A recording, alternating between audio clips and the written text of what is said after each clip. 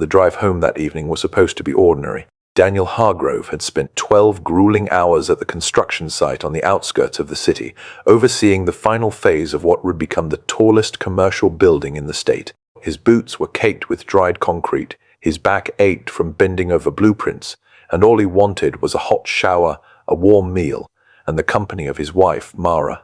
He pulled into the driveway of their modest colonial home on Elmcrest Drive just after 9 o'clock. The lights in the living room were off, which was unusual. Mara was a night owl. She stayed up late reading, watching documentaries, or tinkering with the small pottery studio she'd built in the spare room. The house being dark at 9 felt wrong. He noticed the car first. A black Mercedes S-Class, polished to a mirror shine, sat parked just beyond the edge of his driveway, half hidden beneath the shadow of the oak tree. Daniel didn't recognize it. He sat in his truck for a moment, engine idling, studying the vehicle. Expensive, corporate. The kind of car a man drives when he wants people to know he has arrived. He killed the engine and stepped out into the cool October air. Inside, the house was quiet in that particular, charged way. Not the silence of emptiness, but the silence of something being suppressed. He set his keys on the hook near the door, moved through the dark living room. The kitchen light was on dimly, and 2 wine glasses sat on the counter. One was smudged with Mara's lipstick, the deep burgundy she only wore on special occasions. Daniel's jaw tightened. He climbed the stairs slowly, not from exhaustion, but from the strange instinct to be careful, to see before being seen. The bedroom door at the end of the hall was closed. A thin line of warm yellow light glowed beneath it. He could hear voices. He stopped in the hallway, hand resting on the wall, and listened. The conversation behind the door, you have to tell him. The voice was male, deep, authoritative, with the kind of clipped confidence that came from years of commanding boardrooms. This can't go on indefinitely, Mara. It isn't fair to anyone. I know. Mara's voice was barely above a whisper. I know, Richard. I don't know how. You start by being honest, the man Richard said.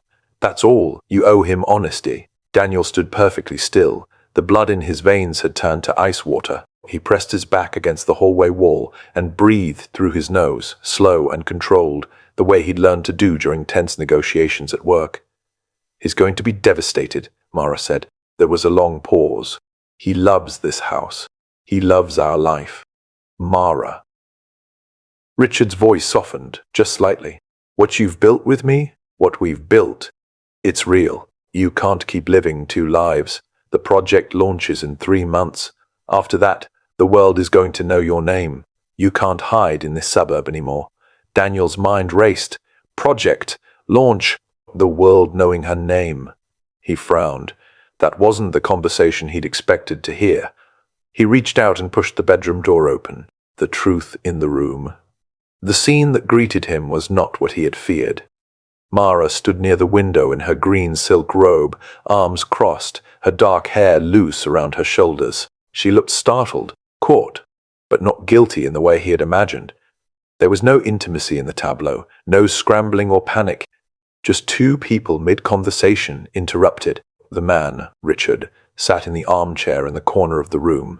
He was in his early 50s, silver-haired, wearing a slate-grey suit jacket over a white shirt with the collar open.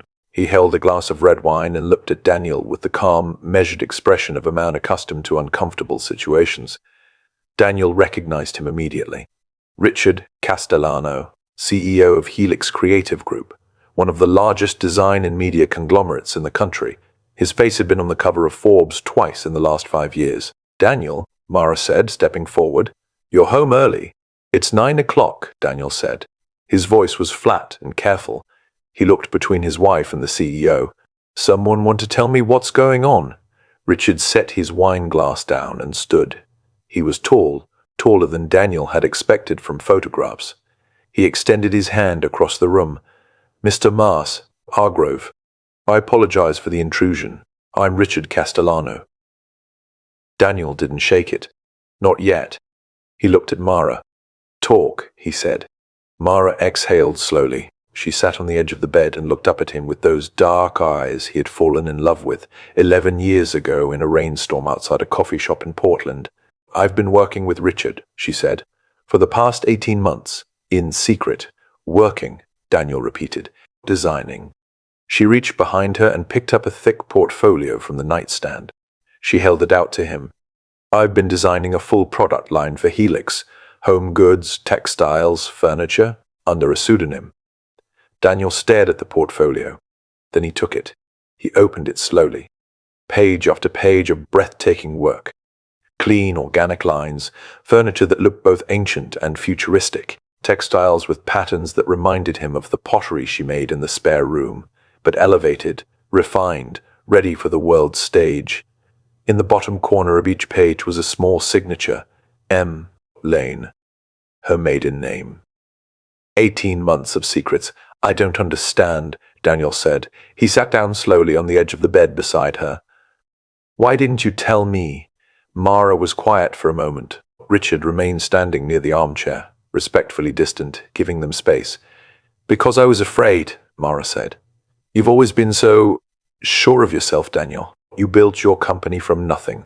You knew what you wanted at 23 and you went and got it, and I've spent 11 years being your wife and loving it, genuinely loving it. But I lost myself somewhere in there, my art, my ambition. And when Richard's team reached out to me after they saw my pottery at the Whitfield Gallery, I just—" She paused. "I said yes before I even thought about it." Daniel stared at the portfolio in his hands. "The secrecy," he said, "the late nights you said were book clubs, the trips to the city for gallery visits, design meetings," she admitted. "At the Helix offices," Daniel looked up at Richard Castellano. "And you knew she was married?" "I did," Richard said without flinching.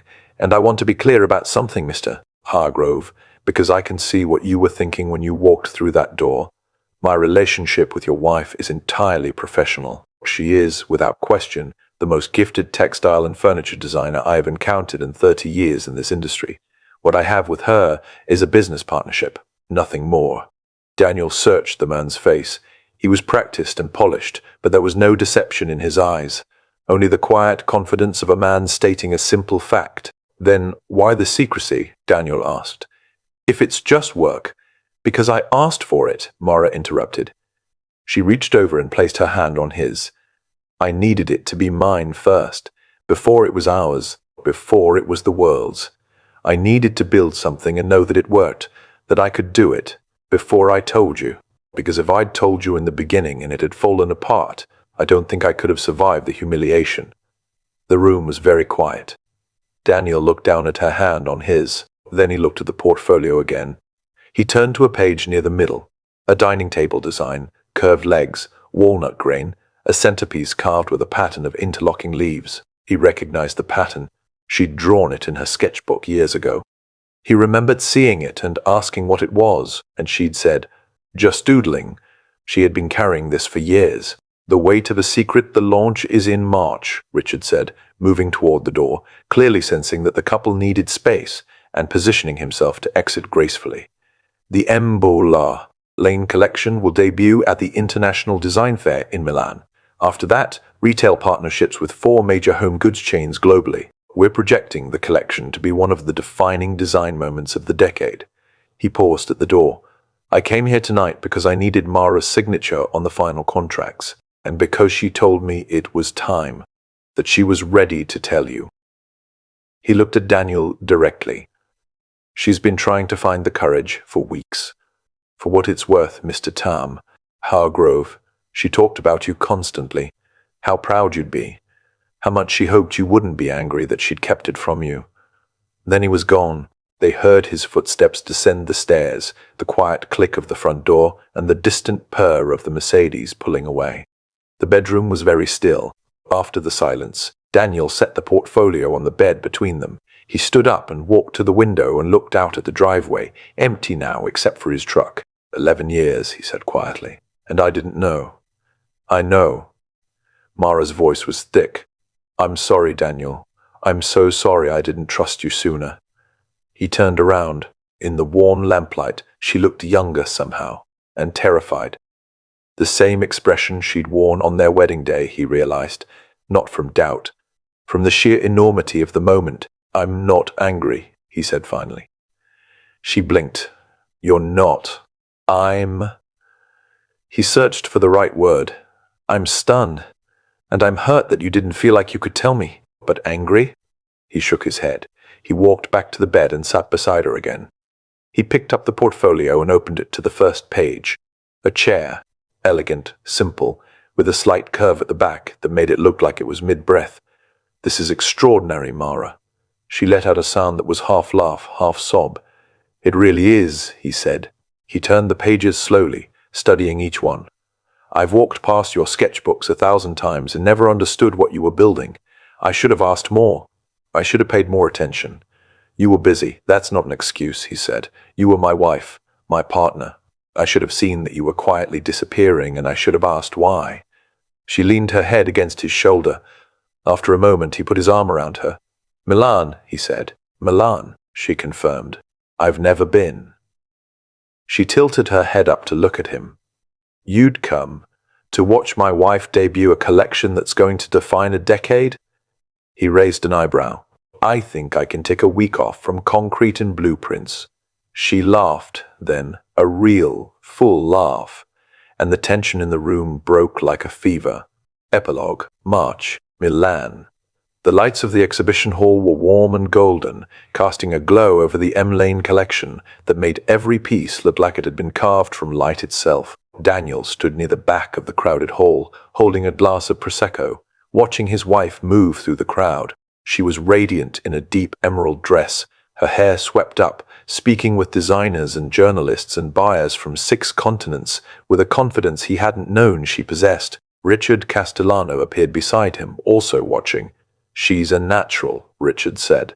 "She always was," Daniel replied. "I just wasn't paying close enough attention." Richard nodded. "For what it's worth, she never stopped talking about getting home to you. Every meeting, every late night, every revision. She always said she was doing it for both of you. To have something that was hers, yes, but also to make you proud." Across the hall, Mara caught Daniel's eye. She smiled. That specific smile, the one that was only ever for him, the one he'd first seen in a rainstorm outside a coffee shop in Portland 11 years ago. He raised his glass to her. She turned back to her world, and he understood, finally and fully, that she had not been hiding from him. She had been building toward him, toward a version of their life that was bigger and brighter and more honest than either of them had dared to imagine. He finished his Prosecco, set down the glass, and walked across the hall to stand beside his wife. The end.